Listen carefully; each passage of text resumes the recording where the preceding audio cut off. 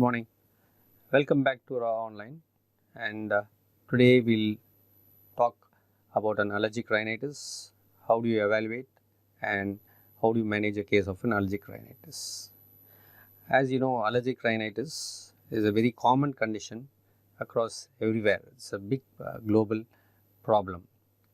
So what is an allergic rhinitis? So basically, allergic rhinitis is a clinically defined as a symptomatic disorder of the nose, which is induced by an IgE mediated inflammation after an allergen exposure of the membranes lining the nose. When it extends to the sinuses, then it becomes an allergic rhinosinusitis. So if you take this picture, this is how you can see a normal or a healthy mucosa, and you can see the turbinates, which is white, pink, and you don't have any kind of a edema or swelling of your nasal cavity. And this is another view where you can see the bone along with the mucosa and your paranasal sinuses, which is seen, which is quite healthy.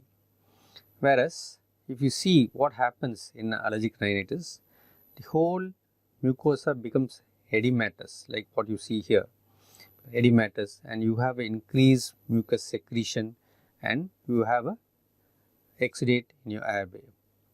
The same which is seen in this cross section, where you can see the turbinate, which is hypertrophy. As you compare this with the previous one, you can see that the whole turbinate which is hypertrophied on both sides, and you have plenty of mucus secretions in the nasal cavity and in your sinuses, causing a plenty of nasal discharge. So this is what you basically see in a patient who has a severe allergic rhinitis.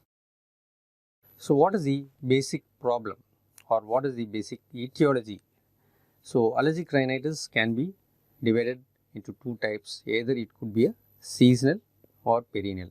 As the name indicates, it occurs in a particular season. Some people have it a severe allergic rhinitis during the summer, or some people have it during the winter time. So it can be either seasonal or for throughout the year, which is called as a perennial allergic rhinitis. So what are the commonest seasonal allergens which is involved in allergic rhinitis? It is usually pollens from the trees, grasses and weeds, and throughout the year it is mostly related to the moles, dust mites or cockroaches or dander from the animals. As you keep exposing yourself to these things, you have a persistent or a continuous rhinitis, which is part of your perennial allergic rhinitis. Let us take the gender predisposition. Normally, the chances of the children developing allergy is about 20% and 40% respectively, if one or both the parents suffer from allergic rhinitis. Maybe not directly, but indirectly you will have a inheritance of this allergen to your children. But the pollen induced allergic rhinitis is very uncommon before the age of 2 years. So what does it suggest? That the exposure over 2 seasons is generally required for the sensitization. So that is why it is very rare in children less than 2 years. So the normal onset of an allergic rhinitis is somewhere between 12 to 16 years of age. There is no apparent gender selectivity or predisposition, and sometimes may contribute to a number of other conditions in association with that of your allergic rhinitis. So what happens? Basically, when the allergen enters the skin, that's your epithelium, it releases this mast cells, which again indirectly releases this histamines, chemokines and prostaglandins and leukotrienes, which again releases the cells like your eosinophil, or there is an increased inflammatory cell recruitment, that's your eosinophil, basophil and B cell, which releases this interleukins, TNF alpha and leukotrienes and histamines.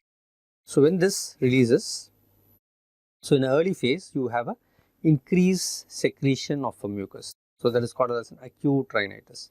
You have a running nose, sometimes associated with the chest congestion. So you will have an obvious wheezing, and you have a itchy or congestion of the eyes, and sometimes you will have a nasal itching and persistent or a continuous seizing. Whereas in a late phase, along with this, you have a severe nasal congestion, and the whole mucosa gets edematted or inflamed associated with a running nose. So how does this severity start? So once an allergen or an antigen use, you have a acute phase where you can see the release of the histamine and prostaglandins and leukotrienes, and there's a mast cell mediated release, and you have an acute inflammation stepping up and gradually going down. But on a long run, you have again a rise when you have an increased eosinophil influx as a mediator release. So you have two curves. When acute, you go high and then get a drop, and then again you have a persistent infection or inflammation with the income of an eosinophil influx.